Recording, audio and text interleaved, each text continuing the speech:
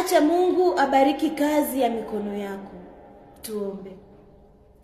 Baba mwema, tunakushukuru kwa uaminifu wako. Tunaomba ubariki kazi za mikono yetu, Baba.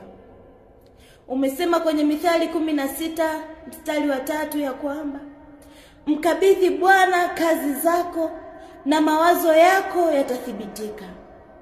Baba, tunakukabidhi kazi zetu.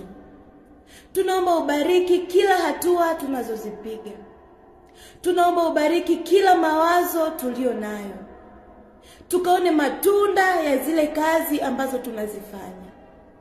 Mkono wako wa rehema, Bwana, uwe juu yetu. Ukatufanikishe na kutupa mafanikio. Katika jina la Yesu Kristo wa Nazareth aliye hai, ondoa kila aina ya vizuizi ambavyo watoto wako wanakutana navyo wakiwa kwenye kazi zao.